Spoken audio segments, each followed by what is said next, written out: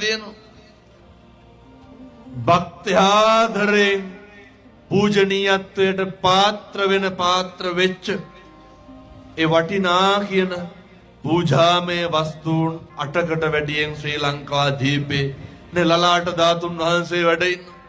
මීට වඩා මොකක්ද සුදුසු භූමිය?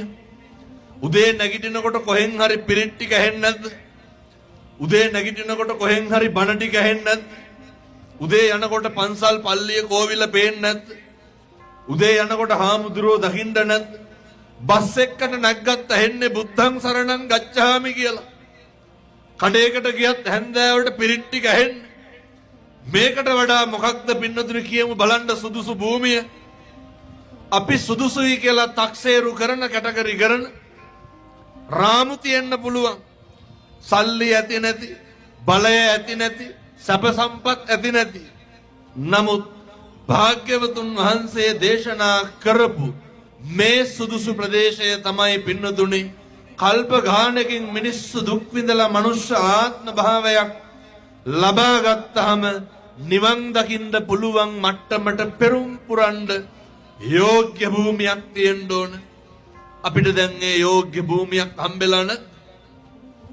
හම්බෙලා තියෙන අපිට දැන් තියෙන්නේ පින්නතුණු ලැබිච්ච භූමිය තුල බුදුරජාණන් වහන්සේ දෙසූ දේශනා කරපු ආකාරයට හැසිරෙන්න විතරයි. දැන් මේකට බලපානවා මේ පුබ්බේච කත පුඤ්ඤතා පෙර කරපු පින් ඇති භාවයේ තියෙන්න ඕනේ.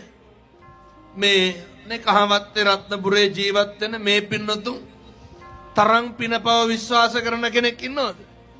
ඔය ඇත්ත තරම් වාසනාව අවාසනාව විශ්වාස කරන කෙනෙක් ඉන්නවද? ඔය ඇත්ත තරම් ලැබීම නොලැබීම විශ්වාස කරන කෙනෙක් ඉන්නවද? එනිසා මතක තියාගන්න අපේ පෙර පින් ඇති භාවයේ තියෙනවා. මොකක්ද පින්නතුනි පෙර පින් ඇති භාවය? උදේ ඉඳන් මෙතෙන්ට ඇවිල්ලා ඉඳගෙන දහඩිය දාගෙන මහන්සියෙන් අමාරුවෙන් බණ ටික අහන්න සැදී පැහැදී ඉන්නකොට ඔය ටවුන් එකේ නැද්ද දවල්ට බත් එක කන්න රුපියල් 200ක් එක්කහුව කරන කෙනෙක්?